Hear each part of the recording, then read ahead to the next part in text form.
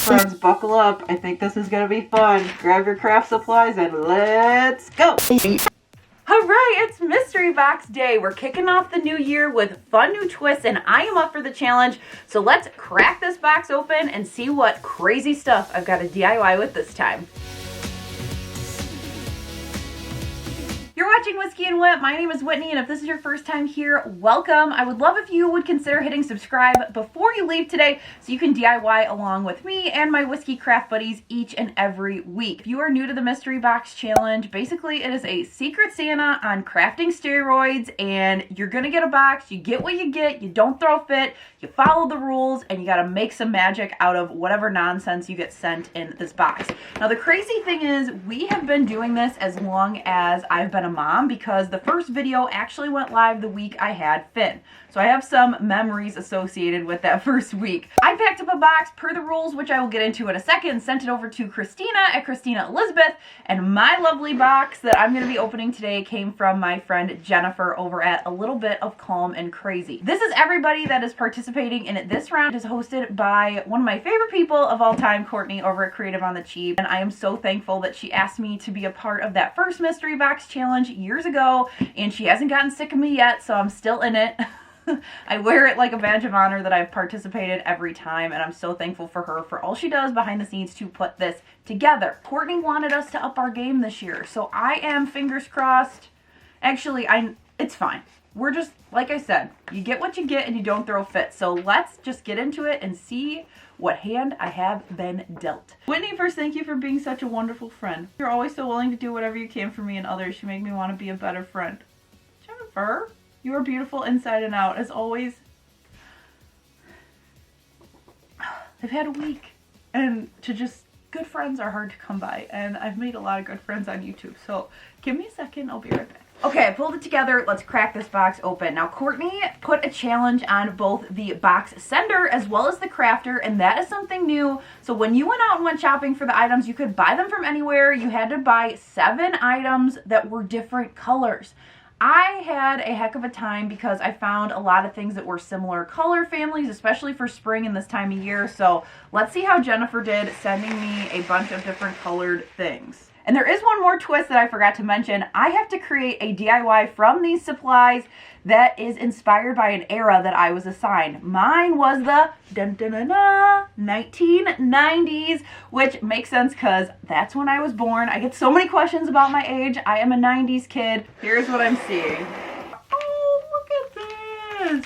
Okay, so she sent me some Skittles gummies that says just a little treat and hopes you won't be too sour.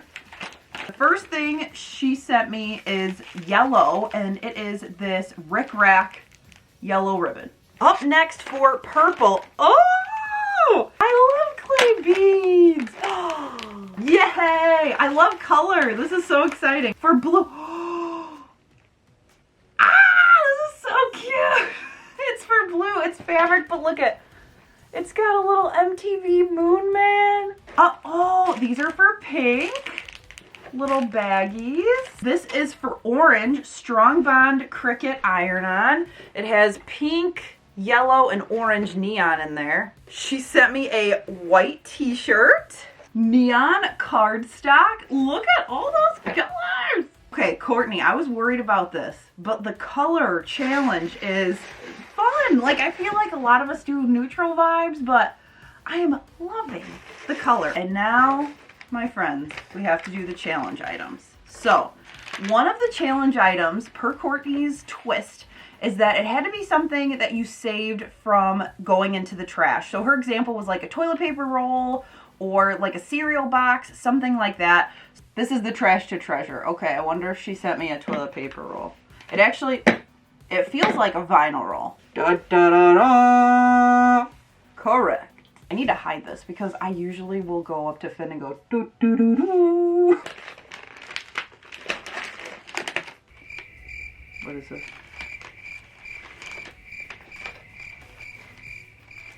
Treat sticks. I have no idea what I'm going to use that for, but these are fun. Okay. All right, friends, buckle up. I think this is going to be fun. Grab your craft supplies and let's go. First up, we're going to tackle this neon cardstock, and when Jennifer noted a color, especially in the multicolor packs, I wanted to make sure I used it, so I'm grabbing green and orange. On my green cardstock, I'm using my Fisker slide cut to do 1-inch strips, and then on the orange cardstock, I'm cutting 1.5-inch strips. Both of them are on the long 11-inch side of the paper. Once I have those all cut, I'm going to take my green strips and cut them in half to 5.5 inches long, and then I'm going to cut one more sheet of green and cut those to 7 inches long. I'm going to take one 7-inch piece and two 5.5-inch pieces and fold them in half, and I'm going to sandwich the 7-inch piece with the folds on the top with the other two. Then I'm going to fold my orange piece in half, and inside the crease with the open ends down, I'm going to staple it in there. Do a little zoop, pull it around, and we are going to make some cute little carrots. I'm just using a stapler. I'm sure if you're a teacher, you've made these before. I think they're so cute, and I needed a garland for my living room. Now you could leave them as is, but to make my garland, I'm going to pop a hole in the little stem of the carrot, and this was kind of hard with all of these pieces of cardstock, so I suggest doing it beforehand. But I made it through, and I think this is just so adorable on my Pottery Barn dupe mirror in our front room. I was worried that the neon would be too much, but I love the pop of color in this corner, and they just look so cute, fun, and whimsy, and would be great to do with kids. You could also leave them as is, and they would be awesome for your Easter tablescape. You could put names on them, and you could also use them as a little napkin holder. How cute. Up next, I am grabbing this yellow rickrack ribbon from the box, and I'm going to cut a piece that's about 18 inches long doubled up, so 2 pieces of 18 inch. I also grabbed some of my favorite colors of rickrack from my stash because I had an idea to do more than just yellow.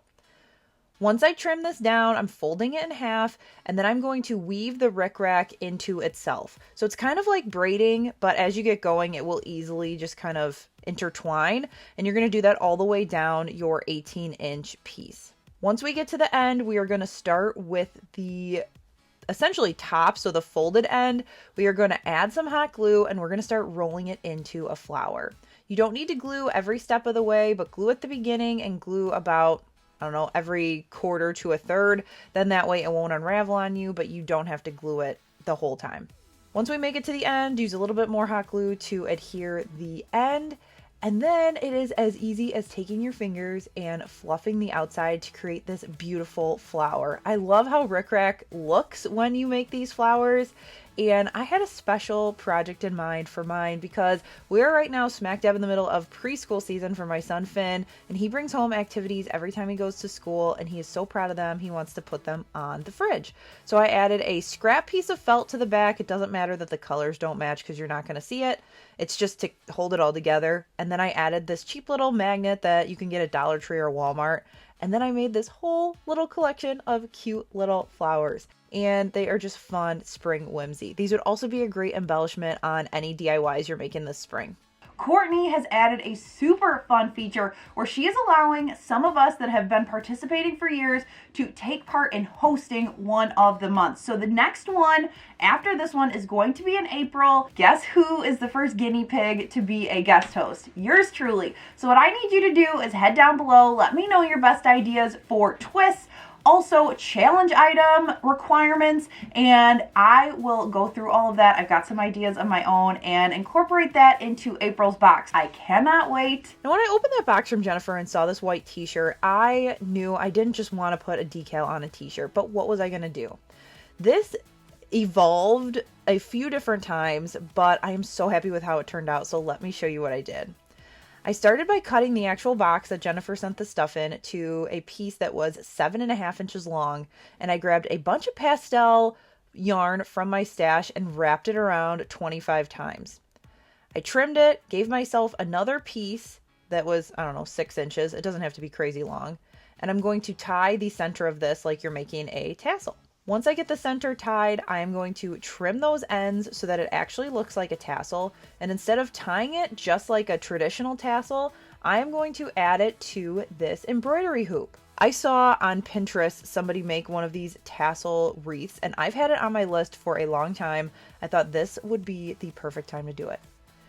You just take another piece of yarn, tie it around the end, and then you just go to town making a ton of tassels. I listened to a podcast and an audiobook, and this was able to be like probably about an hour it took me to make this, but I did all of these different colors, which is so fun. I love the pastels, especially for this time of year.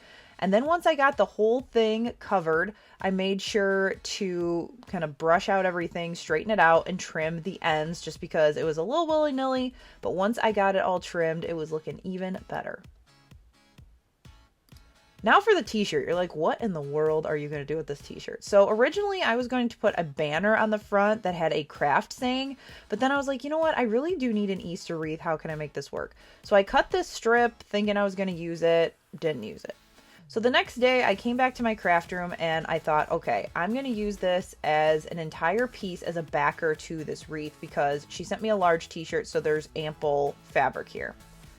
I trimmed it down, just kind of the stomach part, so I had one just piece.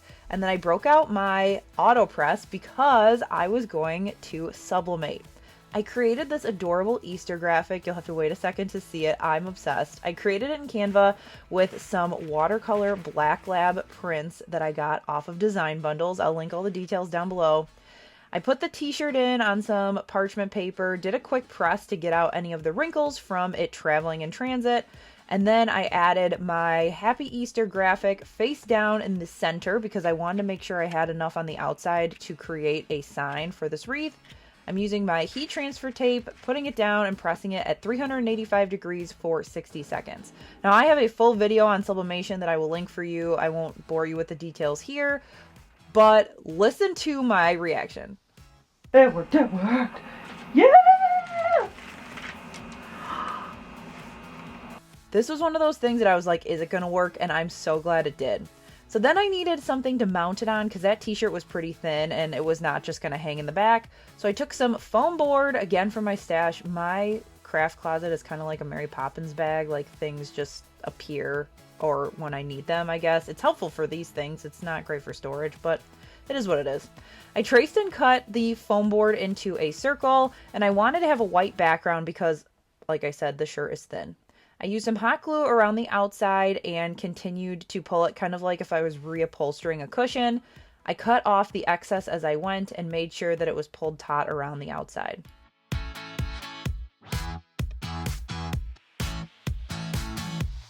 Once that was done, all I had to do to finish it off was I added some hot glue plus some extra yarn from the yarn tassel wreath to add a hanger to the back, and this thing was ready for prime time. I know I tend to say a lot, I love how this turned out, or I absolutely love this, but for real, I love this wreath. I was so excited when the idea came into my head. I was hoping it would work, and I mean, Sebastian, this is my dog. As you can see, if you haven't seen him before, you're new here. Here's the comparison.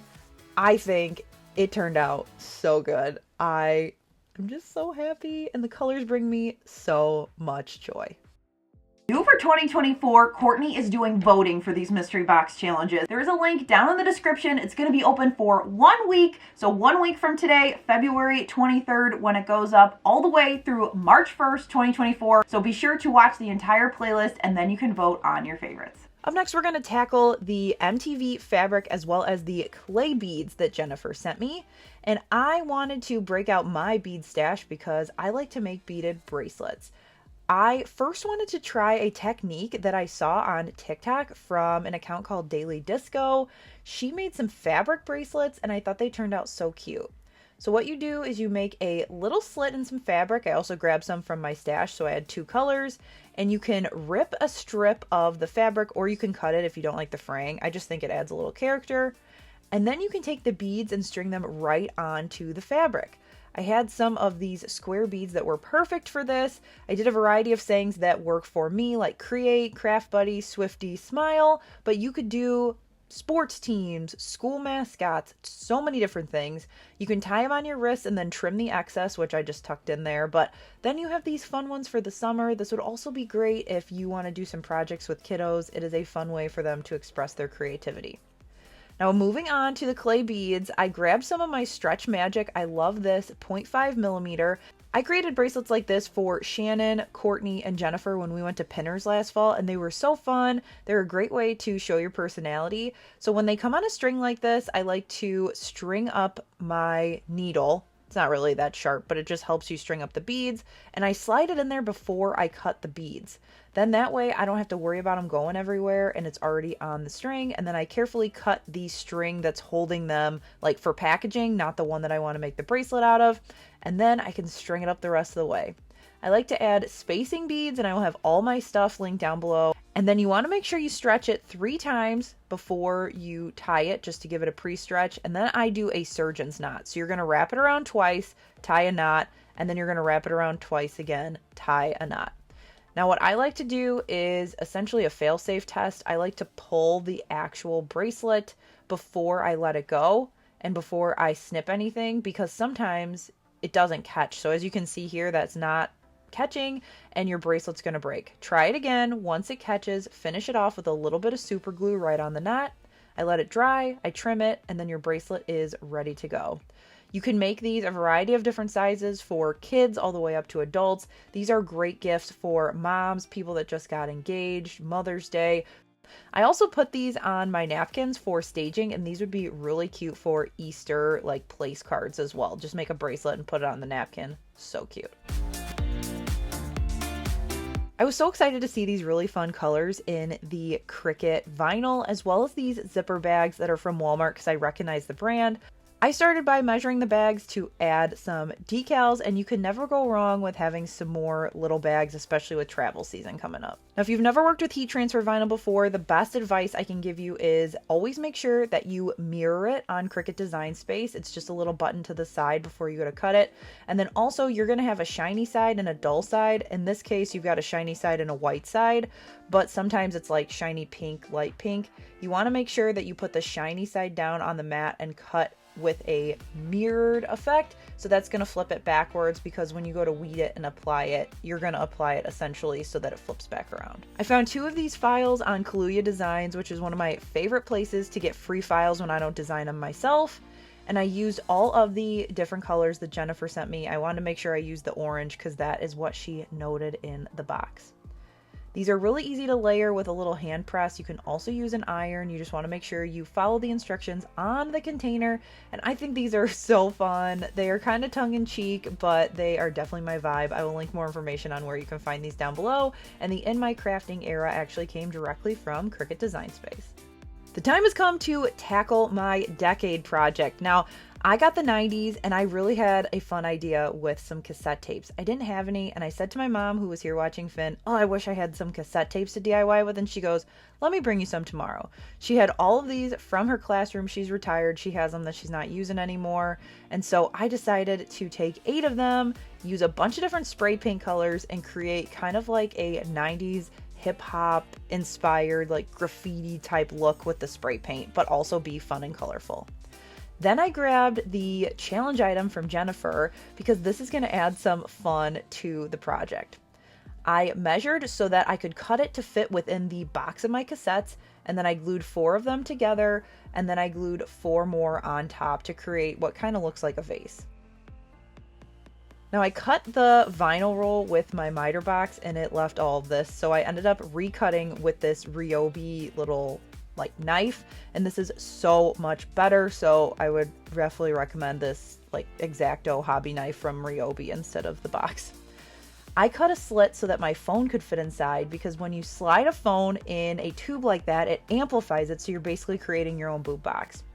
I added some of the rickrack left over from the flowers to the front of the box because the colors just went well, and then I thought it needed a little bit of extra oomph, so I downloaded this graffiti font from dafont.com, and I used it to type out a variety of different sayings. This one is 90s kid, duh, you got it dude, talk to the hand, fun sayings that you think of when you think of the 90s. I applied it with my paper transfer tape, and that is what really set it off and gave it the 90s vibes. Now I did go back and forth on if I wanted to do CDs or cassettes in the first place, and for me, when I think of the 90s, I think of taking cassette tapes and recording songs that I liked from the radio so that I could replay them at home. You couldn't do that with CDs. So when I think of the 90s, especially the early 90s, I think of cassettes. So that's why I went with that. But you could definitely use CDs too to do a 90s inspired vibe. You can pop your phone in to that tube, and because it's going to concentrate the sound, it's going to amplify it, and you've got a fun little boombox to use with your technology. And finally, you're probably wondering, where are the treat sticks? Well, here they are, and here we go. I really was itching to do a wood project because it got nice here in Illinois and I haven't used a saw since before Christmas. So I grabbed one of these project panels from my garage and measured the long sides. I took some 1x2 scraps and cut pieces so that they were the length of both long sides of that sign. And then once they were lined up, I measured across the bottom so that I could create an additional piece of a border for my box. I only needed 3 sides because I am making a game, and I'm sure it will dawn on you what I'm making in a second. Now I needed some sort of game piece, and I knew I had these tread wheels that I bought forever ago and didn't end up using. They were wood too, so I brought them down and measured at the bottom to see how many slots I could make. Once I had everything measured out, I went ahead and marked some 1x2 furring strips and cut those down just because this was some more scrap. I was trying to use up scrap wood that we had in our garage.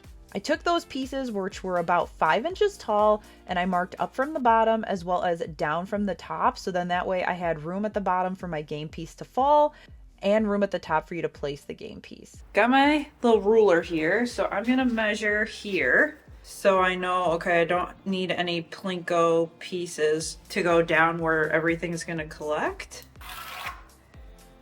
So here is what I'm working with. Then I got to work with all of those parameters and I used my ruler to create a big grid. Now there's no like science here. I wung it the entire time. I created a grid. Once the grid was created, I marked off every other intersection line of the grid so I had somewhere to start, way to do it, and I did some tests and it didn't work. So I marked this first. And then I did a quick test of my drill bit to make sure that it was going to be wide enough for the treat sticks to insert, but not be so big that they would fall out. So once I did that and knew I had the right size, then I went through with some scrap wood. This is just some extra fence picket underneath my project panel and started drilling.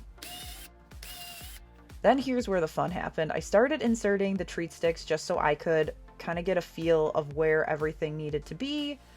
And the theme of this is trial and error, trial and error, trial and error. Would I use treat sticks if I was making a plinko board normally? Probably not, but you know, it's a mystery box challenge, so I had to figure out a way to make it work. After I drilled a couple extra holes I didn't need, I filled it with some wood filler, and then it was time to sand everything down. Then I used some brad nails to attach the 2 side pieces as well as the bottom, and then it was time to add my treat sticks.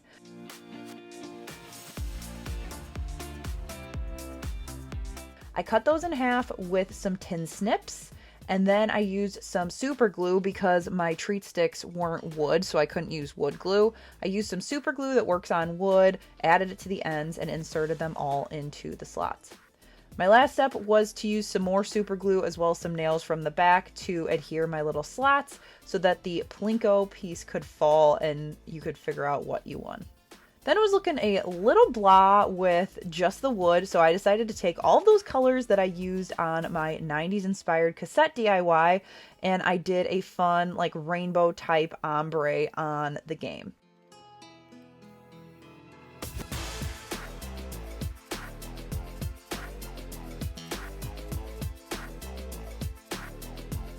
I let it dry completely outside, and then I finished it off with a coat of clear matte spray paint. And when I tell you this was a hit at our house, I'm so happy.